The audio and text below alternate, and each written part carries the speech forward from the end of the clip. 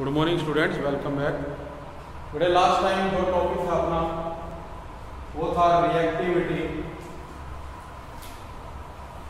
With hydrogen, group number 16 में ये हमने किया था। आज जो अपना टॉपिक है वो है रिएक्टिविटी विद ऑक्सीजन। जो हमारे 16 ग्रुप के एलिमेंट्स हैं वो बेटा ऑक्सीजन के साथ जब जुड़ते हैं तो उसकी रिएक्टिविटी किस प्रकार की है। तो देखिए, जब ये एलिमेंट कौन से बेटा, ऑक्सीजन, सल्फर, सिलेनियम, टेलोरियम और पोलोनियम, ये क्या करेंगे, हम ऑक्सीजन के साथ बेटा रिएक्शन करेंगे तो 2 टाइप्स के कंपाउंड बनेंगे। एक तो बनेगा EO2 और एक बनेगा EO3 टाइप का। जो E है ये इसमें बेटे अपने एलिमेंट रहेंगे ऑक्सीजन, सल्फर, सिलेनियम, टेलोरियम और पोलोनियम।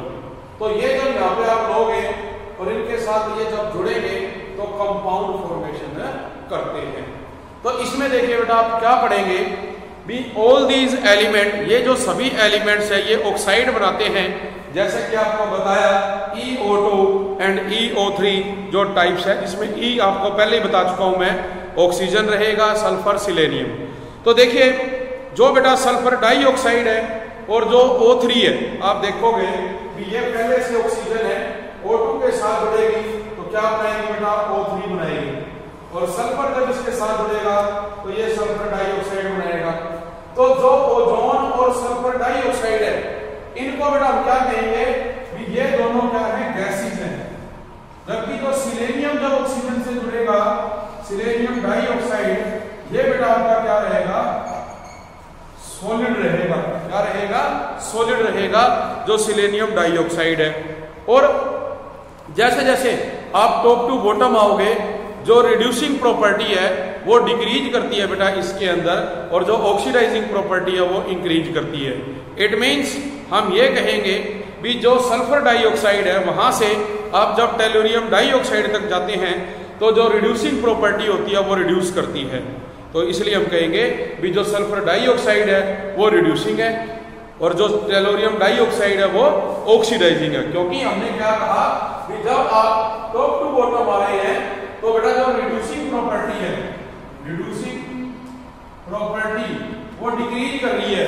तो सबसे ज्यादा किसकी होगी, सल्फर डाइऑक्साइड की, और सबसे कम किसकी होगी, पोलोनियम डाइऑक्साइड की। ठीक है, पोलोनियम डाइऑक्साइड POO। यहाँ पे आप ये लेंगे तो इस बेस पे आप बेटा इसमें क्या नाम दोगे, भी ये जो है सबसे ज्यादा रिड्यूसिंग रहेगा, जबकि आप पोलोनियम के बजाय ये ले लो टेलोरियम डाइऑक्साइड, ये सबसे ज्यादा ऑक्सीडाइजिंग रहेगा, क्योंकि नीचे आके इसकी जो रिड्यूसिंग प्रॉपर्टी है वो तो डिक्रीज हो जाएगी। इसके बाद देखिए ये बताया गया बेटा भी जो सिलेनियम एंड टेलोरियम है ये EO3 टाइप के भी कंपाउंड बेटा फॉर्मेशन करते हैं, और ये जो कंपाउंड है both are acidic in nature. तो जो बेटे आप पढ़ोगे भी जो सिलेनियम, आप देखोगे सिलेनियम ट्राइऑक्साइड, टेलोरियम ट्राइऑक्साइड, ये जो दोनों हमारे पास कंपाउंड बनेंगे ये क्या होते हैं, एसिडिक होते हैं नेचर के अंदर, ये बताया गया अपने। इसके बाद आ जाता है नेक्स्ट बेटा अपना पॉइंट है रिएक्टिविटी टुवर्ड्स हैलोजेंस। जो हैलोजेंस है उनके साथ ये कंपाउंड किस प्रकार से बनाते हैं। तो देखिए बेटे जो एलिमेंट्स ऑफ ग्रुप 16 है form a large number of compound halogen के साथ। ये किस प्रकार के बनाएंगे, ये बेटा एक EX2 टाइप का बनाएगा, EX4 टाइप के भी बनाएंगे और EX6 टाइप के भी। मतलब ये 3 टाइप के जो हैलाइड्स हैं वो फॉर्म करेंगे EX2, EX4 और EX6। इसमें जिस प्रकार से आप इनको देख रहे हो इनकी जो हाइब्रिडाइजेशन है वो भी बेटे अपने को क्या मिलेगी, अलग अलग मिलेगी। तो अगर हम बात करें इसके अंदर भी जो इसमें अपने पास बेटा हैलाइड बनाने की प्रॉपर्टी है वो डिक्रीज करती है फ्लोरीन टू आयोडीन, मतलब फ्लोरीन की सबसे ज्यादा होती है, उसके बाद क्लोरीन की, फिर iodine means fluorine greater than bromine और ग्रेटर देन आयोडीन। तो इस प्रकार से ये कंपाउंड फॉर्मेशन करेंगे तो हम कह सकते हैं बेटा अमंग सभी हैलाइड जो है इनमें से जो हेक्सा हैलाइड्स है जो अपने पास वो ज्यादा स्टेबल है, और हेक्सा हैलाइड्स में भी जो फ्लोरीन है जैसे कि मैं बता रहा हूं मोस्ट बेटा स्टेबल है यहाँ पे, तो हेक्सा फ्लोराइड जो आप लोगे, ठीक है। अब ऑक्सीजन तो देखो बनाता नहीं है, सल्फर क्या बनाएगा, SF6 बनाएगा, और जो ये अपने पास सल्फर हेक्सा फ्लोराइड है ये मोस्ट स्टेबल होगा क्योंकि हमने जो स्टेबिलिटी है फ्लोरीन की सबसे ज्यादा बताई है और आयोडीन की क्या है सबसे कम है। तो अगर हम सल्फर हेक्सा आयोडाइड लेते हैं तो उसकी जो स्टेबिलिटी है वो सबसे कम रहेगी।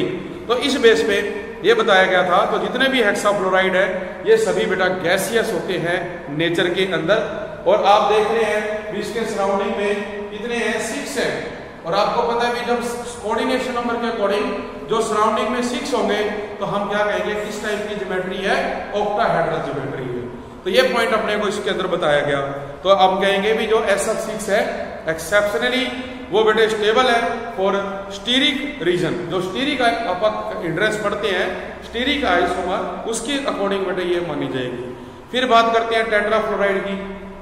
टेट्राफ्लोराइड्स में जो सल्फर टेट्राफ्लोराइड है वो गैस है, जो सिलेनियम टेट्राफ्लोराइड है वो लिक्विड है, और जो टेलोरियम टेट्राफ्लोराइड है वो एक सॉलिड माना गया है। और यहाँ जो ये अपने पास ज्योमेट्री है बेटा इसमें जो फ्लोराइड्स हैं ये इनकी जो हाइब्रिडाइजेशन है वो रहती है sp3d, जो हमने 6 वाला किया था उसमें थी sp3d2, ठीक है। यहाँ पर आपके पास क्या रहेगी sp3d, तो आप ये बात करोगे। और इनकी जो शेप है वो ट्राइगोनल बाइपिरामिडल होती है बेटा। इसके अंदर जो एक इक्वेटोरियल पोजीशन है उसको कौन ऑक्यूपाई करेगा, लोन पेयर ऑफ इलेक्ट्रॉन उस इक्वेटोरियल पोजीशन को ऑक्यूपाई करता है इस टाइप की ज्योमेट्री के अंदर। फिर बात करते हैं हम जो हमारे पास क्या है EX2 टाइप के, और इसमें कहते हैं भी ऑल एलिमेंट्स एक्सेप्ट ऑक्सीजन को छोड़ के फॉर्म डाइक्लोराइड एंड डाइब्रोमाइड। भी ऑक्सीजन तो देखो फ्लोरीन के साथ कंबाइंड होके क्या बनाएगा, नहीं बना सकता, लेकिन जो दूसरे कंपाउंड है वो बना रहे हैं तो वो क्या करेगा, डाइक्लोराइड भी बनाएगा, डाइब्रोमाइड भी बनाएंगे। और ये जो ज्योमेट्री है वो किस टाइप की है बेटा, sp3 हाइब्रिडाइजेशन शो करते हैं, इसलिए हम क्या कहेंगे भी जो इसकी शेप रहेगी वो कैसी रहेगी, टेट्राहेड्रल रहेगी। तो जो वेल नोन इसके अंदर मोनोहालाइड्स हैं वो बेटे सारे डाइमेरिक होते हैं नेचर के अंदर। एग्जाम्पल अपने पास है H2, F2, H2, Cl2। Example जो रहेंगे EX के आप ले लो H2, F2, H2, Cl2। इस तरह से बेटे हमने क्या करने हैं, इनके एग्जाम्पल लेने हैं जो इसके साथ क्या करेंगे, डाइमेरिक फॉर्म बनाएंगे। और जो ये डाइमेरिक अपने पास क्या हैलाइड्स हैं ये क्या करते हैं, डिसप्रपोर्शनेशन रिएक्शन शो करते हैं। आपको पता ही है कि जो डिसप्रपोर्शनेशन रिएक्शन है, डिसप्रपोर्शनेशन रिएक्शन इसके अंदर oxidation as well as reduction दोनों टेक प्लेस करती हैं, तो वो रिएक्शन ये शो करता है। एग्जांपल आप ले सकते हो सिलेनियम डाइक्लोराइड, और इसको जब आप देखोगे तो ये क्या बनाएगा, सिलेनियम टेट्राक्लोराइड प्लस जो 3 सिलेनियम है वो अलग होगी। हम क्या कह रहे हैं कि जो सिलेनियम डाइक्लोराइड होगा ये बनाएगा सिलेनियम टेट्राक्लोराइड प्लस में सिलेनियम। इसको हम क्या करेंगे, बैलेंस करेंगे। तो बैलेंस करने पे आप देखो क्या होगा, यहाँ पे अपने पास है ये 2 लगाया, यहाँ पे 3, तो देखो 4 क्लोरीन है बेटे, 4 क्लोरीन है, 4 सिलेनियम है, 3 ये और 1 ये होगा अपने पास रिएक्शन बैलेंस। इट मीन्स ये क्या है, एक डिसप्रपोर्शनेशन रिएक्शन है। नेक्स्ट इसके बाद जो बेटा अपना टॉपिक आता है वो है प्रिपरेशन ऑफ डाइऑक्सीजन। भी जो डाइऑक्सीजन है उसकी प्रिपरेशन किस प्रकार से की जाती है। नेक्स्ट देखिए बेटा जो है प्रिपरेशन ऑफ डाइऑक्सीजन। जो डाइऑक्सीजन है वो हमें प्रिपेयर करनी है। तो जो डाइऑक्सीजन है बेटा हम ऑब्टेन कर सकते हैं in the laboratory by the following veg. बहुत सारे तरीके हैं। तो उसमें फर्स्ट जैसे अपने पास क्या है बेटा, by heating oxygen containing salt. First जो है हम क्या कहेंगे, in laboratory following methods are used. First है जैसे बेटा by heating oxygen containing nitrates, क्लोरेट्स, जो हमारे पास ऐसे कंपाउंड होते हैं नाइट्रेट्स और क्लोरेट्स, ठीक है, जिनके अंदर जो ऑक्सीजन है वो प्रेजेंट होती है। तो जैसे अपना एग्जांपल है पोटाशियम KClO3, तो ये हमारे पास क्या होता है साल्ट है, by heating oxygen containing salts nitrates chlorate. तो आप पोटाशियम क्लोरेट ले रहे हो और इसके अंदर जब आप कैटलिस्ट डालोगे मैग्नीज डाइऑक्साइड, तो बेटा आपको पता ही है हम इसमें डाल रहे हैं MnO2, तो ये क्या देगा KCl प्लस आपको क्या देता है डाइऑक्सीजन। अगर हम इसे बैलेंस करें तो इस तरह से बैलेंस है, तो आप देखो ना ये आपको यहाँ पे क्या होगा ऑक्सीजन मिलेगी जब हम ऑक्सीजन कंटेनिंग साल्ट्स को क्या करते हैं हीट करते हैं। इसी प्रकार से एक मेथड और है अपने पास by the thermal decomposition of oxide of metal, भी जब हम क्या करेंगे सेकंड पॉइंट है by thermal decomposition of metal oxides low in reactivity series, जो हमारी रिएक्टिविटी सीरीज है उसके अंदर जो ये मेटल है बेटा ये लो लेवल पे होती है और ये ऑक्सीजन के साथ जुड़ के मेटल ऑक्साइड बना रही है, उसकी हम क्या करेंगे थर्मल डीकंपोजिशन करेंगे और थर्मल डीकंपोजिशन करके आप क्या करोगे ऑक्सीजन गेन करोगे।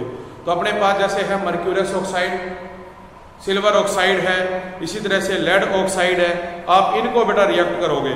देखो एग्जांपल जो रहेगा HgO, ये देगा आपको Hg, ठीक है, प्लस O2, यहाँ बैलेंस कर दूं मैं, ये क्या है सॉलिड है बेटा अपना, और जब ये अपने पास मर्क्यूरियस ऑक्साइड सॉलिड है इसको आप क्या करोगे हीट करोगे, थर्मल डीकंपोजिशन करोगे कैटालिस्ट की प्रेजेंस में। कैटालिस्ट मान लो आप क्या ले रहे हो MnO2, ये कैटालिस्ट है, तो आपको क्या मिलेगा मरकरी मिलेगी किसमें लिक्विड स्टेट में, ये पता ही अपने को मरकरी किसमें होती है लिक्विड स्टेट में होती है, और क्या मिलेगी आपको डाइऑक्सीजन मिलेगी। इसी प्रकार से अगर तुम सिल्वर का एग्जांपल लेते हो, लेड का एग्जांपल लेते हो बेटा, आप ले लो लेड ऑक्साइड Pb3O4, इसको हम डीकंपोज करेंगे तो लेड ऑक्साइड प्लस में O2 देगा। अनदर एग्जांपल है Pb3O4, ये आपको देगा PbO प्लस में O2, इसको बेटा आप बैलेंस कर लोगे, ये यहाँ पे देखो 3 लगा रखे हैं इसमें अपने को, इधर इसकी मल्टीप्लाई कर लोगे। तो इस प्रकार से था। थर्ड पॉइंट जो दिया अपने को वो है बेटे हाइड्रोजन पर ऑक्साइड H2O2, हम हाइड्रोजन पर ऑक्साइड को भी क्या करेंगे डीकंपोज करेंगे इनटू वाटर एंड हाइड्रोजन। ये आप लोगों को पता है, हमने जो इलेक्ट्रोलाइटिक केमिस्ट्री पढ़ी और उसमें तो चलिए अब सिलेबस बेटा कट गया, +1 में जब हमने स्टडी किया था हाइड्रोजन वाले चैप्टर में, तो देखा था भी जो रॉकेट होते हैं उनके अंदर फ्यूल्स के रूप में जो हाइड्रोजन ऑक्सीजन फ्यूल सेल है H2O2 फ्यूल सेल, उसका इस्तेमाल किया जाता है। तो वही जो हाइड्रोजन ऑक्सीजन फ्यूल सेल है इसका प्रैक्टिकल तो हमने 10th क्लास में भी किया था, भी अपने पास किसी एक बीकर में आप किसी रबड़ में 2 कील चुभो देते हो और ऊपर 2 टेस्ट उल्टा करके हम वाटर डालते हैं और उसमें करंट पास करें, तो जो वाटर है वो इलेक्ट्रोलाइसिस करने पे H2 और O2 में टूट जाता है।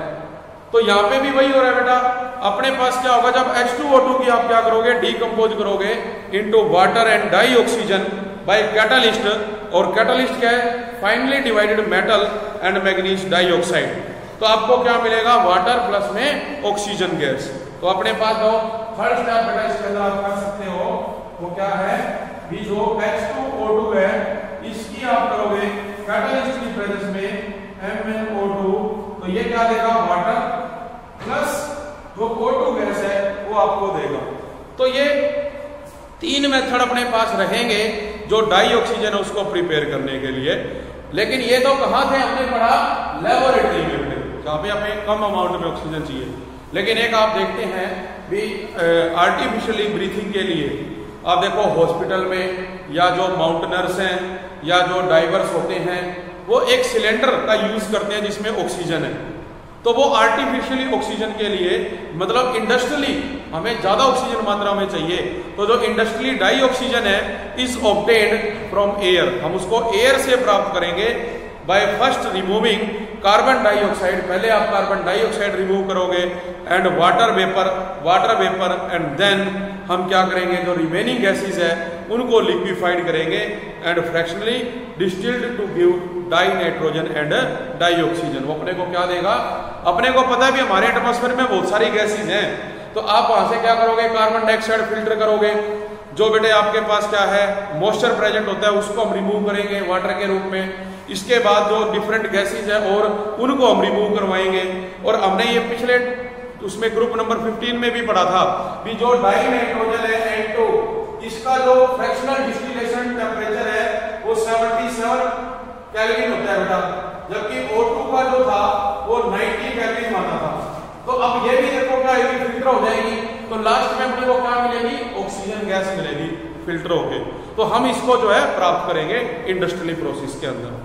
इसके बाद जो अपने पास निर्णय आ जाता है वो है इसकी प्रॉपर्टीज।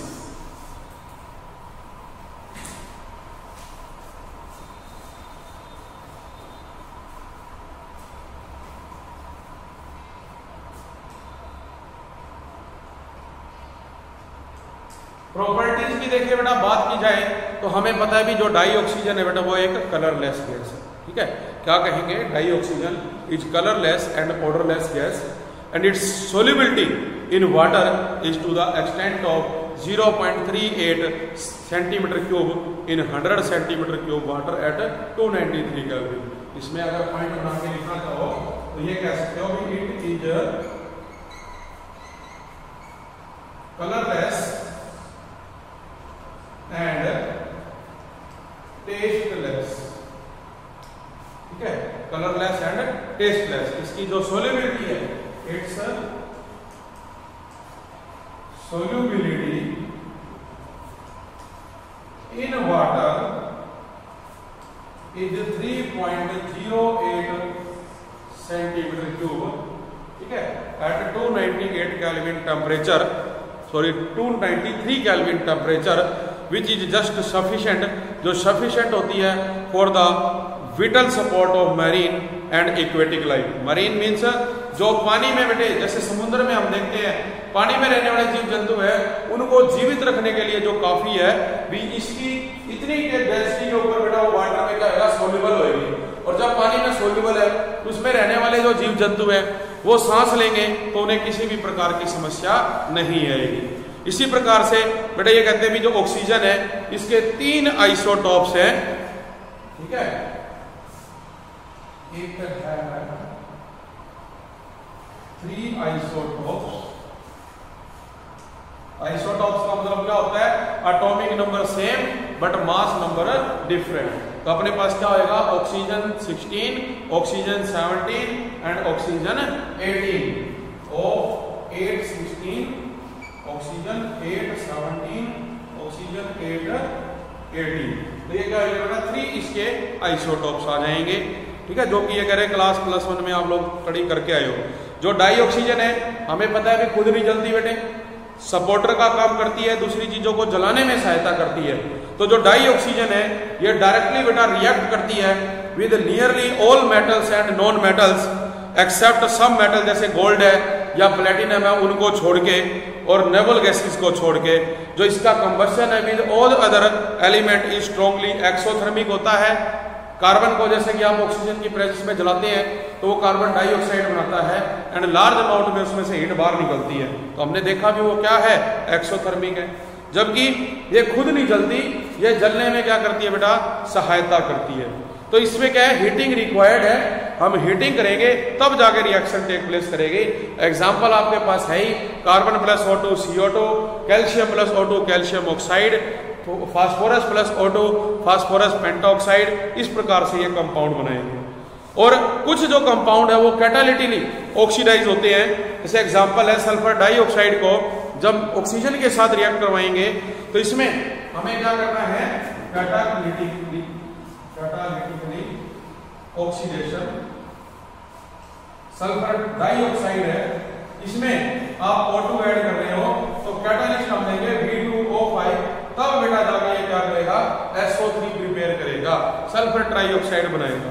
HCl को ऑक्सीजन के साथ करोगे तो वो क्लोरीन गैस प्लस में वाटर मॉलिक्यूल बनाएगा। ये क्या रहेगी, इसकी प्रॉपर्टीज रहेगी। इसके बाद बेटा नेक्स्ट अपने पास जो आएगा वो है यूजेस।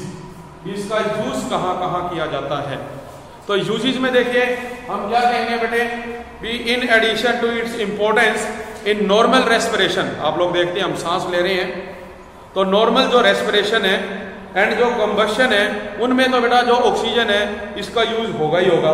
इसके अलावा आप देखते हैं जो ऑक्सी एसिटाइलिन वेल्डिंग है, जो गैस वेल्डिंग की जाती है, उसमें जो ऑक्सी एसिटाइलिन गैस है उसके रूप में भी इसका इस्तेमाल किया जाता है in the manufacture of many metals, particularly steel. आप देखते हैं लोहे के तो वेल्डिंग की जा सकती है जो इलेक्ट्रिकल वेल्डिंग है, बट जो बेटा इलेक्ट्रिकल वेल्डिंग है उससे हम स्टील के बर्तन को नहीं जोड़ सकते, तो उसके लिए गैस वेल्डिंग, जहां पर ऑक्सी एसिटाइलिन जो गैस है उसका इस्तेमाल किया जाता है।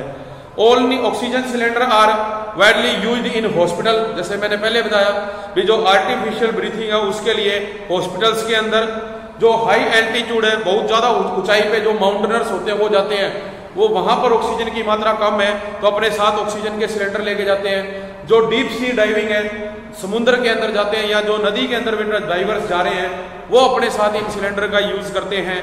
तो जो कंबशन ऑफ फ्यूल है, जैसे जो रॉकेट फ्यूल है H2O2, उसके रूप में भी इसका इस्तेमाल किया जाता है। हाइड्रोजन्स इन लिक्विड ऑक्सीजन ये प्रोवाइड करता है बेटा ट्रेमेंडियस थ्रस्ट इन रॉकेट। आपने देखा होगा जब कोई रॉकेट ऊपर जाता है तो कितनी लार्ज अमाउंट में उसमें नीचे से बेटा हीट निकलती है, तो उस भी एक प्रकार से जो ये हाइड्रोजन ऑक्सीजन फ्यूल सेल है ये भी बेटे ट्रेमेंडियस अमाउंट में, बहुत लार्ज अमाउंट में क्या करता है, जो हीट है वो प्रोड्यूस करता है। तो ये क्या रहेंगे बेटा, यूजेस रहेंगे अपने पास इसके जो डाई ऑक्सीजन। तो आज का हमारा जो लेक्चर है वो यही एंड होता है, बाकी करेंगे नेक्स्ट लेक्चर में। Thank you very much.